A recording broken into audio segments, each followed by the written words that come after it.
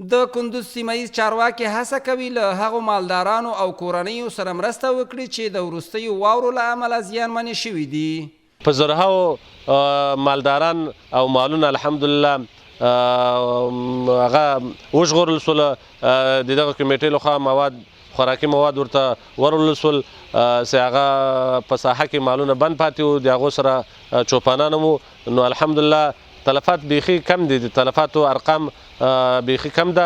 نو په وخت باندې موږ رسیدګي وکوله او هغه مالونه له تلف نه بچ شول. هغو سیمو ته ورغلل مسؤلین چې مالداران له ستونزو مشکلات سره مخ وو، د دوی د مالونو د انتقال لپاره چې یو مناسب ځای ته انتقال سي، د هغوی دپاره تجهیزات او وسایل ورولېږل سول. موږ ټول هیوادوالو ته د امنیت ډاډ او اطمینان ورکوو، خو زمونږ مسؤلیت تنها موږ امنیت نه ګڼو چې امنیت به موږ راولو.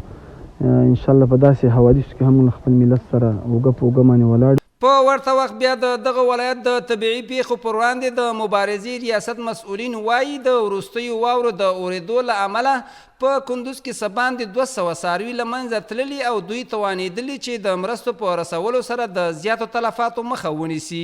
په زرګونه مواشي هغه د تلف سره مخ و، د هغو موږ جلوګیري وکړه.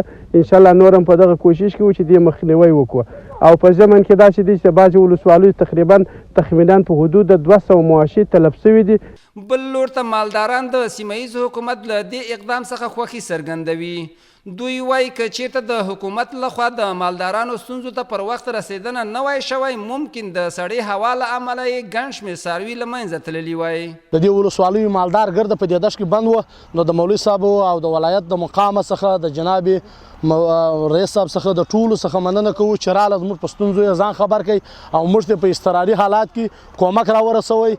په تیرو څو ورځو کې په کندوز ولایت کې د زیاتو واورو د اورېدو له امله یو شمېر لارې بند دي او د دې ولایت مالدارانو ته یې مالي زیانونه اړولي دي.